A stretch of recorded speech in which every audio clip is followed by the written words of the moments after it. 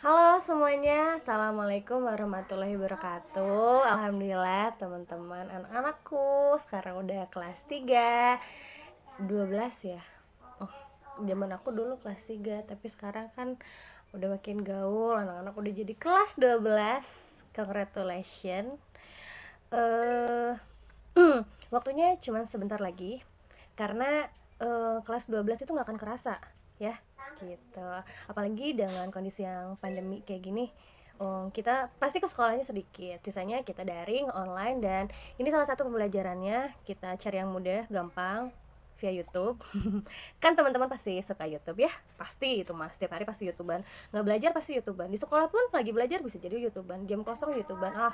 Jadi kita daringnya juga via YouTube ya, biar hobi kalian tersalurkan gitu. Nah materinya, eh belum tahu ya. Jadi ibu itu ngajar TPO kelas 12. Nah TPO sama ibu kita cuma sedikit, cuma 3 bab ya. Ada tentang tablet, dan itu pun review dari Tekfar. Karena kalian kelas 11 udah belajar Tekfar, kita review tablet di kelas 12 awal ini. Lalu yang kedua kita ada materi tentang steril. Nah, steril itu mungkin materi baru, tapi sebenarnya kalian juga mungkin udah pernah dengar. Nah, lalu materi yang ketiga adalah tentang aerosol. Nah, aerosol ini tentunya baru dengar, tapi sebenarnya juga apa ya, nanti akan familiar lah ya dengan aerosol. Tentang untuk sediaannya dan kayak gimana. Oh ya, ada materi terakhir, berarti 4 materi tentang pengujian obat. Nah, ini adalah 4 materi yang kita akan ajarkan, akan kita belajar bareng-bareng di kelas 3 ini. Ini materinya sedikit, kok cuma sedikit sih? Seneng banget dong kalian lihat materinya sedikit, cuma 4 bab ini. Nah, ternyata kita itu tidak akan ngulik di materi ini. Materi ini cuma bakalan beres sebulan atau 2 bulan. Sisanya kita akan review semuanya. Buat apa? Buat UN. Nah, katanya kan UN mau dihapuskan, tapi akan diganti ternyata dengan sesuatu mirip UN tapi namanya beda. Nah, tetap kita akan review semua pelajaran dari kelas 10, 11, dan 12. Kelas 10 mungkin tentang puyer, puyer, bedak, dan salep, dan kapsul, dan lain-lain. Kelas 11 emosi suspensi, dan lain-lain juga. Dan kelas 12 ini kita akan review semuanya dari awal sampai dengan akhir. Begitu. Dan akan ada tambahan setelah 4 bab ini selesai, kita akan review atau kita akan ngegodok tentang materi tentang hitungan ya. Kan anak-anak udah belajar ya tentang hitungan DM ya, udah lancar lah DM mah, udah nggak perlu diajarin lagi rumus Young, Diling, dan lain-lain, udah nggak perlu diajarkan lagi. Tapi ada suatu hal yang harus kalian belajar. Yang pertama ada penghitungan HLB. Itu harusnya diajarkannya kelas 11 bareng sama emosi, tapi karena kelas 11 kita fokus di teorinya, kelas 12 kita akan belajar hitungan tentang HLB. Lalu ada tentang pengujian perhitungannya. Selanjutnya ada tentang isotonis ya. Dan ada tentang dosis. Jadi perhitungannya itu ada tentang HLB, dosis, isotonis, dan tentang apa ya tadi satu lagi, HLB, dosis, isotonis, dan tentang pengujian ya.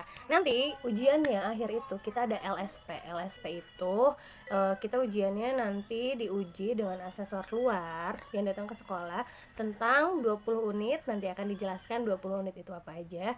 Yang jelas hitungannya ada hitungan DM-nya dan ada perhitungan harga. Jadi kolaborasi dengan administrasi farmasi dan pelayanan farmasi, dan juga kolaborasi dengan farmakologi tentunya tentang bio dan lain-lain gitu. Itu review sedikit tentang silabus kelas 12. Sampai sini paham? Paham ya semuanya? Udah kedengeran kok, paham semuanya, gampang lah ya.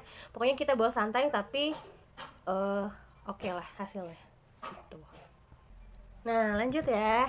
Jadi materi yang pertama itu tentang tablet. Nah tadinya kita nggak akan langsung ke materi, tapi karena anak kelas 12, maaf ibu rasa udah paling jagoan banget ya. Jadi tentang tablet itu kita tinggal review sedikit aja. Oke. Tablet. Kalian tahu tablet? Tablet itu semacam sediaan padat ya, yang mengandung satu atau lebih dari zat isi ya, dia bisa berkhasiat ataupun sebagai zat tambahan aja. Biasanya itu dilakukannya dengan proses pengompresan ya, biasanya. Tapi ada tiga tiga cara untuk melakukan atau membuat tablet. Pernah dengar granulasi? Kalau belum sekarang dengar ya, tapi kayaknya udah sih. Jadi ada granulasi kering, granulasi basah, dan aduh gak kuat aku ketawa. Granulasi kering, granulasi basah, dan kompres atau yuk lanjut ya. Jadi tablet itu ya, itu ada tadi tiga ya pembuatannya, ada granulasi basah, kering, dan kompres atau kempal langsung. Nah, tablet itu adalah kalau menurut Farmakope ya, zat ya, terus sediaan padat yang mengandung bahan obat dengan atau tanpa bahan pengisi. Jadi dia bisa ada zat tambahan, ada zat khasiat juga. Jadi bisa isinya zat khasiat doang, ada zat tambahan doang. Kan pernah dengar ya tablet placebo. Nah, itu kan isinya cuma zat tambahan doang, nggak ada zat khasiatnya. Nanti ada komponen tabletnya, kita akan belajar. Sekarang cuman secara umumnya dulu tablet itu apa. Nah, kalau kalian cari Google ya, misalnya kita cari di Google nih, tablet ya, tablet. Nah, tablet yang akan keluar adalah tablet. Nah, tab ya. Jadi kalau kalian cari tablet, kita carinya tablet obat ya.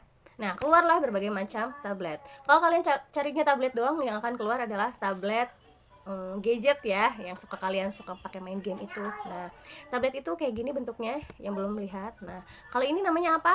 Kaplet. Tahu kaplet apa? Kaplet itu adalah kombinasi dari kapsul dan tablet. Jadi tablet tapi bentuknya kapsul, tapi tablet ya. Jadi si pembuat itu kayaknya galau banget ya, dia pengen bikin kapsul tapi ternyata dia tablet aja, jadi tablet berbentuknya kapsul gitu ya. Nah, ini kan ada gambar macam-macam tablet ya. Nah, kenapa sih harus beda gitu warnanya, bentuknya, terus ada apa namanya nih, ada logo-logo kayak gini. Nah, kenapa coba alasannya? Bisa jawab? Bisa lah pasti ya. Tapi jawaban ibu adalah karena tiap tablet itu harus punya khas ya. Kalau nggak punya khas, takutnya disalahgunakan, takutnya ketuker, takutnya gimana gitu ya. Kan kita maunya obatnya jelas. Kalau perlu di tabletnya ada tulisan paracetamol kalau perlu ya, tapi kan kepanjangan. Paling tulisannya PCT atau nama pabriknya atau nama logo pabriknya dan lain-lain. Yang jelas itu harus ada pembeda supaya tidak mudah disalahgunakan, tidak mudah dipalsukan ya, dan itu biasanya lebih menarik dari si pembeli atau pelanggannya ketika dia lupa obatnya namanya apa tapi dia inget warnanya. Dan ini tuh paling bahaya banget ya buat anak farmasi, tuh paling bikin galau. Dia lupa nama tapi dia inget warnanya, sedangkan kita di apotek itu nggak buka-buka obat karena kan ada flyernya disegel gitu. Cuma minimal mereka tahu pabriknya dan mereka tahu lah ya, pokoknya bisa membedakan mana yang asli dan mana yang palsu. Lalu kenapa kita harus pilih tablet ya? Di sini ada keuntungan dan ada kerugiannya. Yang pertama, keuntungannya adalah si tablet itu tidak pahit, jadi tertutupi. Jadi ketika makan tablet terus minum ya masuklah langsung ke tenggorokan. Kalau misalnya dia nyelap ya itu ya berarti kurang latihan minum tablet. Tapi biasanya tablet itu lebih tertutupi rasa pahitnya dibandingkan dengan si serbuk ya. Serbuknya udah jelas ya, kita begini aja udah nempel-nempel gitu. Lalu mudah diproduksi massal itu. Jadi buat pabrik industri sebenarnya cetak tablet itu nggak cuma cetak 10 ya, cetak itu ribuan, 5.000, 7.000 ya. Kalian tahu kan kemarin waktu ke kunjungan industri ada tabletan nggak ya kayaknya. Tapi intinya mah kan kalau pabrik itu dia produksinya massal banyak gitu. Jadi kalau massal dan banyak itu harga si tablet itu relatif murah gitu, jadi terjangkau harganya. Lalu komposisi tabletnya itu mudah disesuaikan, jadi dalam satu tablet itu bisa dicampur-campur si obatnya lalu dikompres jadikan tablet. Jadi satu tablet itu mengandung paracetamol, 1M dan lain-lain gitu. Terus harga relatif murah ya tadi karena produksinya massal dan stabilitasnya baik. Tentu karena si tablet itu dia padat, dia kering, dia mudah dibawa-bawa dan tidak mudah rapuh ya, kayak hati kayak apalah ya, pokoknya tidak mudah rapuh. Jadi stabilitasnya baik gitu ya. Lalu kerugiannya. Kerugiannya yang pertama susah buat anak-anak ya. Kalau kalian masih susah minum tablet, mungkin kalian masih anak-anak ya.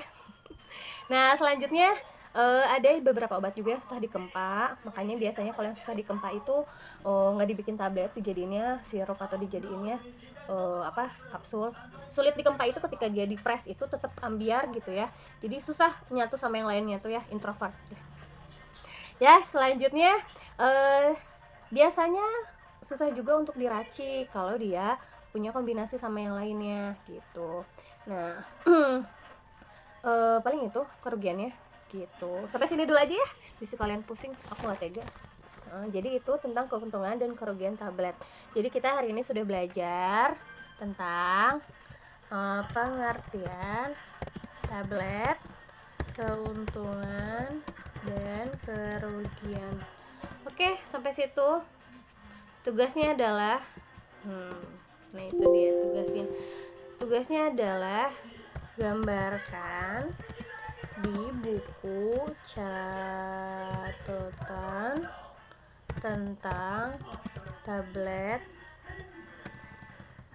Nggak usah diginin ya. Tugasnya adalah gambarkan tentang inovasi tablet apa dan ceritakan itu obat apa yang akan kalian buat masa depan nanti. Tabletnya warna apa, bentuknya kayak gimana, ada logo apa dan lain-lain. Itu buat si tabletnya gambar dengan warna-warni dan kumpulkan via LMS ya, dalam foto. Jangan gede-gede ya, kecil aja gitu. Oke, sekian dari Ibu hari ini.